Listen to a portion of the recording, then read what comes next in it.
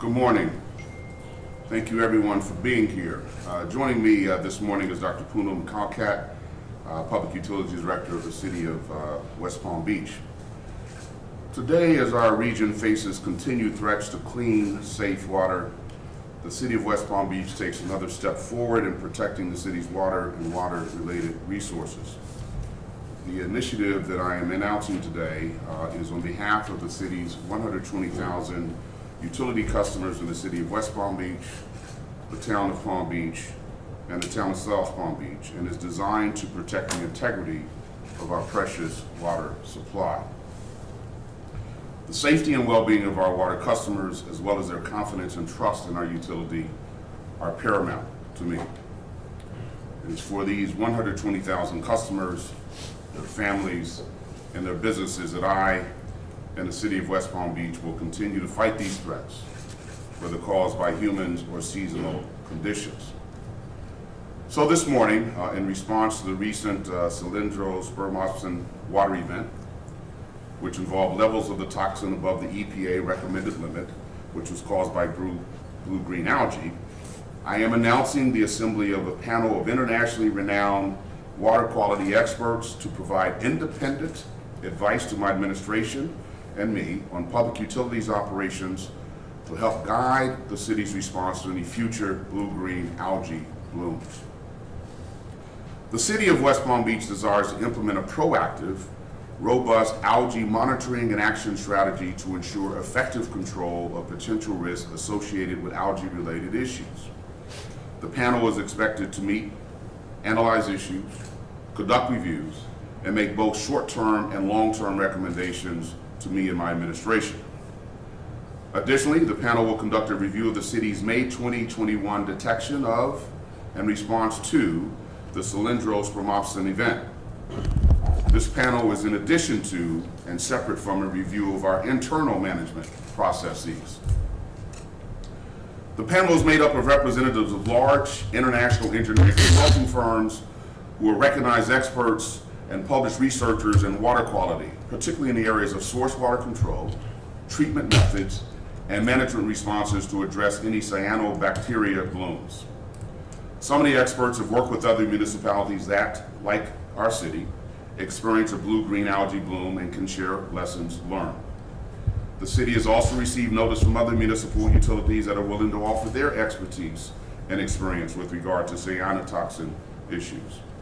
The experts and support team members who have agreed to serve include Dr. Bob Cushing of Corolla Engineers, with support from Lyle Muntz, Tom Gilligley, and Jude Grams. Dr. William Becker of Hazen, Dr. Aaron Rosenfeld of Hazen, and Dr. Chandra Mysore from Jacobs Engineers, with support from Rafael Vasquez Burney and David Austin from Jacobs Engineers.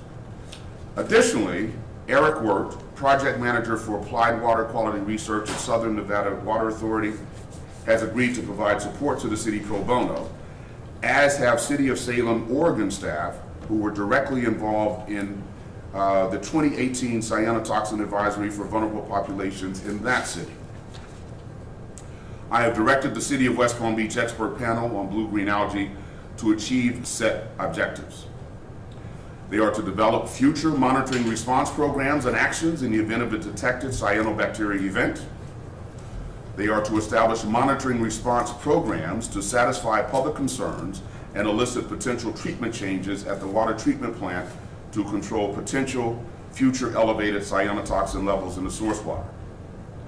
They are to ensure public satisfaction as to the adequacy of the city's treatment for controlling potential toxins associated with cyanobacteria blooms in its water supply. They are also to evaluate source water vulnerabilities and water treatment plant capabilities and recommend regulatory and legislative improvements to provide certainty to public water suppliers and assurances to their customers.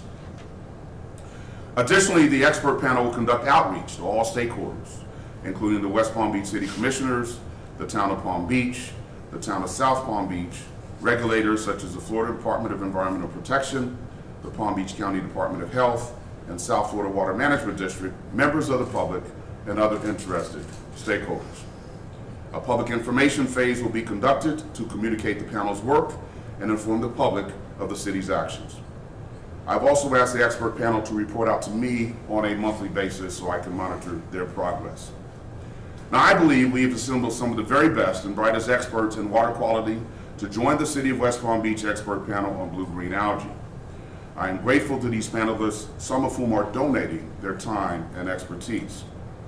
We look forward to working with this team to develop and implement both short-term and long-term strategies to respond to any potential threats of blue-green algae to our water system.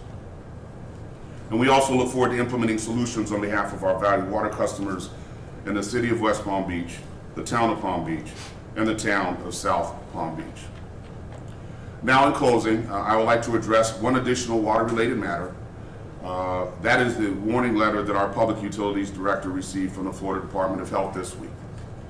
Now, we believe that the city's actions have been consistent with all applicable rules and statutes.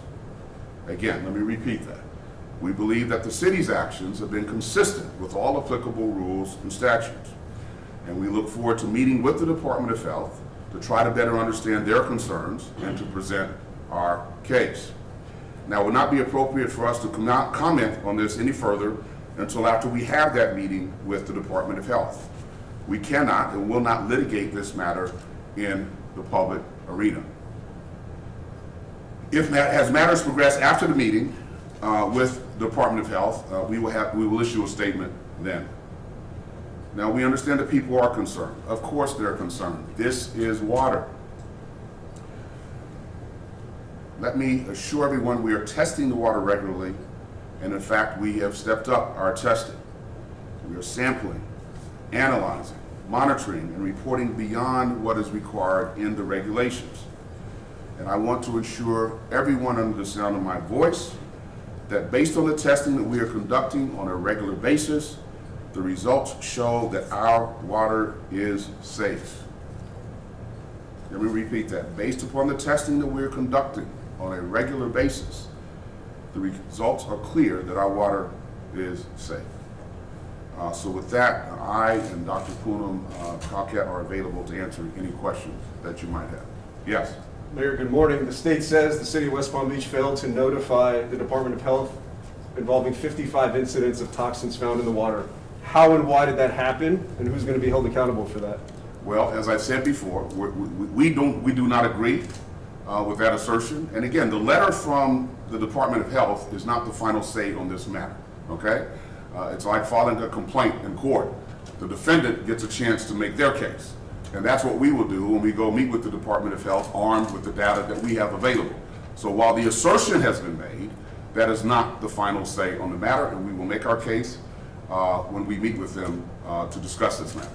But we believe, as I said before, we believe that we have fully complied with all applicable rules and regulations. What do you not agree with? Again, I'm not going to litigate this now, okay? We have and are preparing a full and complete response, and we will when we sit down with the Department of Health, we will lay our case to them, and I believe that we have a very strong case supporting our position. Was the panel developed after the letter came out, or was that something that was already in the works? No, that was already in the works, and I believe I stated in front of this body that immediately, and I cited the fact that we were looking at this event as lessons learned. So I think when we announced that the advisory had been lifted, that the next step was to put together a panel of experts to look at our response, what we're doing, and help advise us, the city, as to how we can make our city's water system more resilient to algae toxin. And so that was announced well before this happened. The Department of Health's letter noted that there were 55 positive test results going back to 2016. When did the city begin testing for this toxin? It goes back to 2016 according to the letter, but we don't know if perhaps the city's been testing for this toxin going back even further than that. I will let Dr. Kalkat address that. I believe 2016, but she knows that information.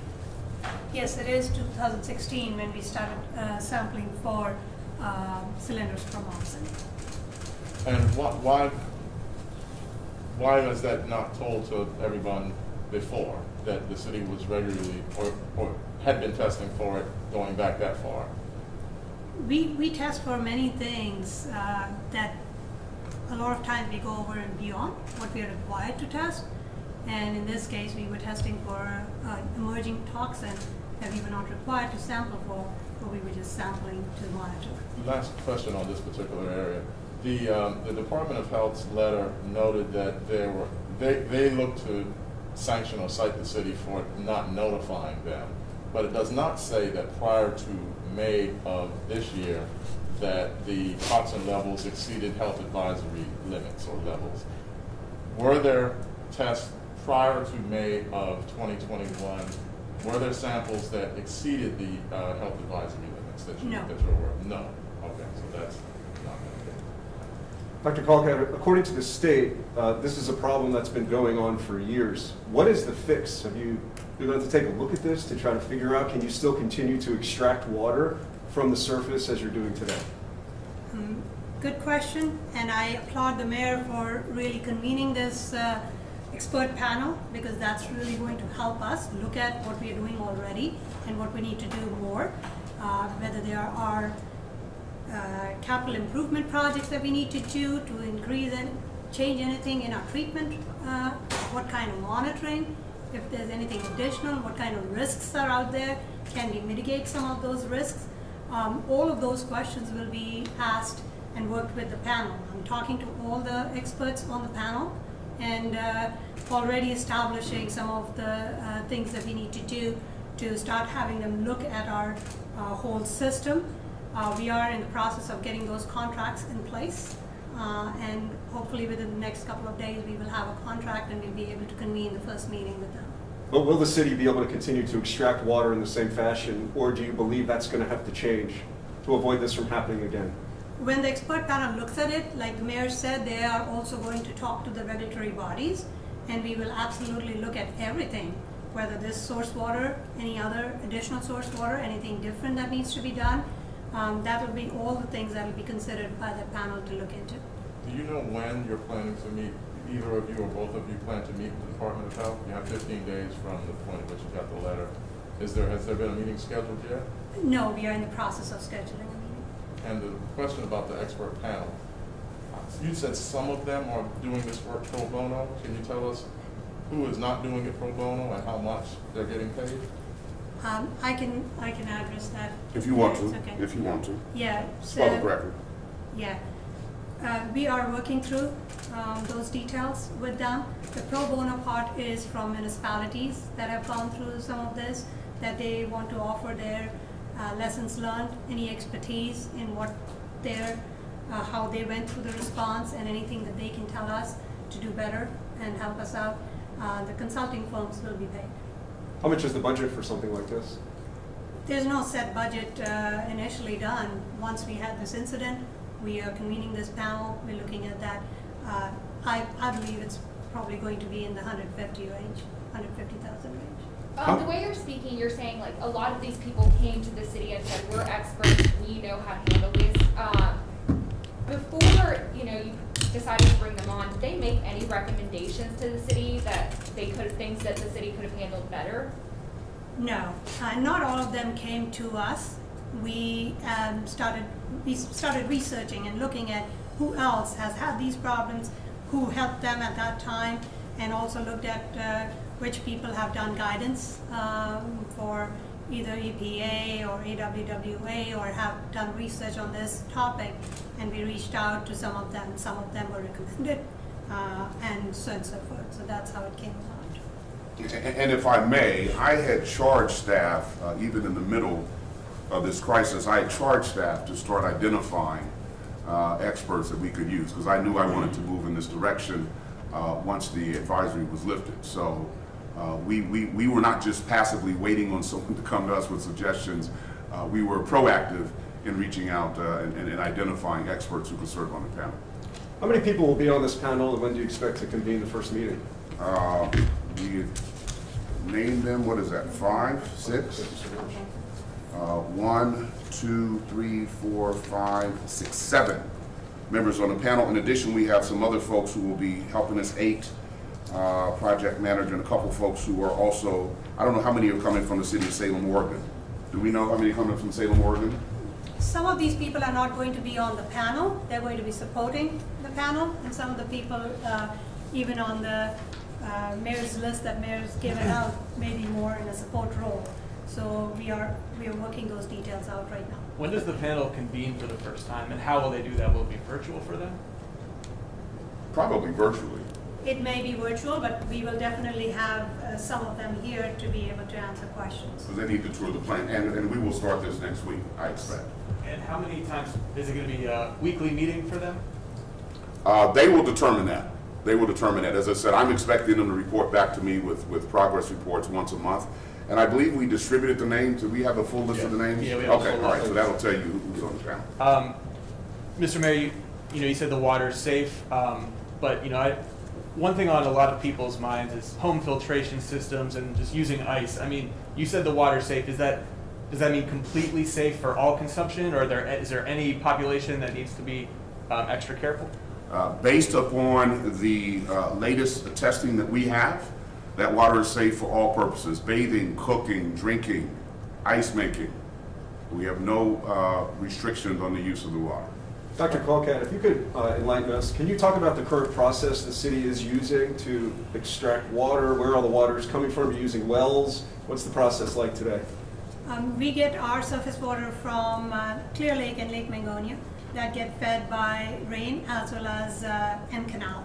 M Canal runs through Grassy Waters Preserve, so Grassy Waters Preserve also provides that water. At this time, we are not taking any water from Lake Okeechobee, so that L8 tieback is where we get that water. That water is not, we're not taking that water. We are running our wells. We have two well fields, a western well field and eastern well field. At this point, we are running the eastern well field, and we evaluate it on a daily basis to see if we need to add any other sources. But the water levels are still low because we haven't really gotten into rainy season. Are you using water today from Clear Lake? Yes. Yeah. So, do you remember what the trigger was for starting testing for the blue-green algae in 2016? Was there something that made you think we should begin to do this now?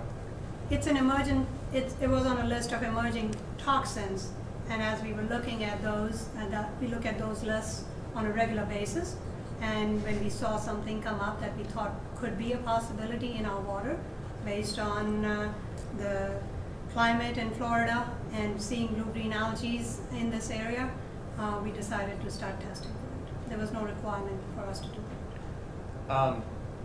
I reached out to all the water districts in our area, and I believe just your public utilities and Okeechobee County are the only surface water using water districts in either Palm Beach County, Indian River County, Martin County, St. Lucie County, or Okeechobee County. So basically 2 districts altogether using surface water.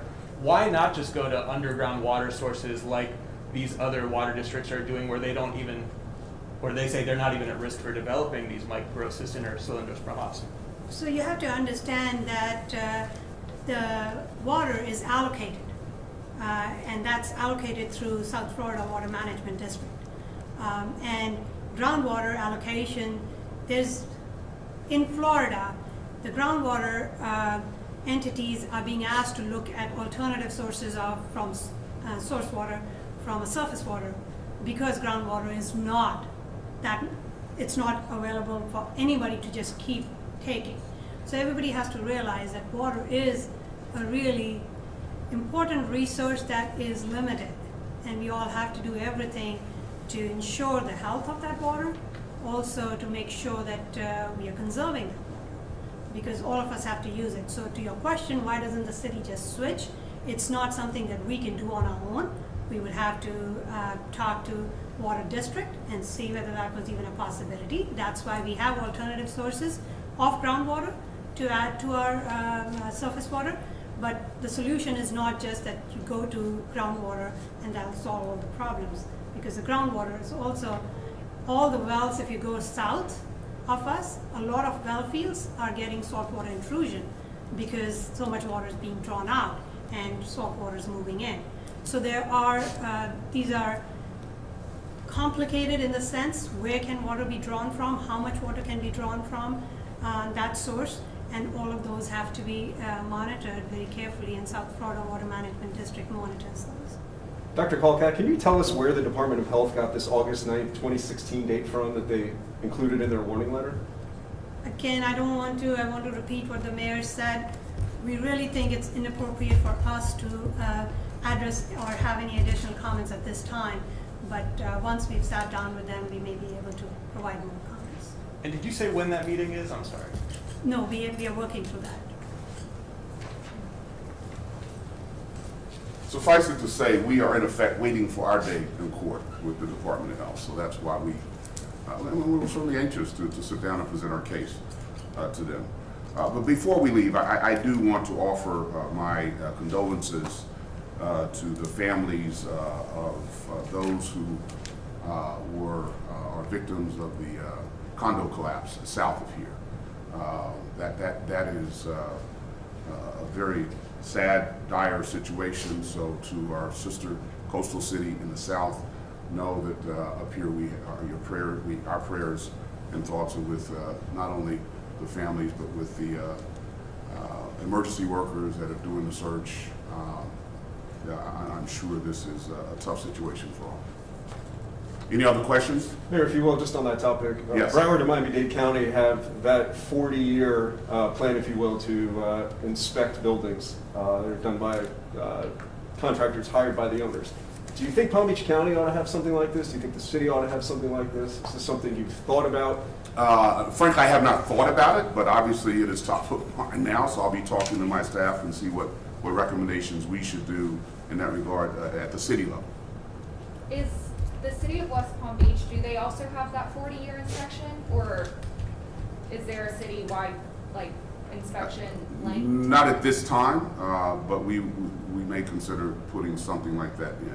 So city or condo buildings, apartment buildings in the city of West Palm Beach currently don't have to like be inspected according to the city? Like, Not to my knowledge, but I don't want to go there because I haven't really fully researched that issue. Ask you a question a little wider, maybe. Do you think the state, there ought to be maybe some, a look, if you will, at state regulation, state building code when it comes to condos? Now that's above my pay grade. Okay. So I don't want to go there yet. Thank you. And the purpose of this particular press conference was to talk about water, but I did not want to let this opportunity pass without offering my sympathy and condolences to all the affected families down south. All right? Thank you all very much. We appreciate your continuing to shine a light on this issue in our city. Okay, have a good day, everyone. Good week.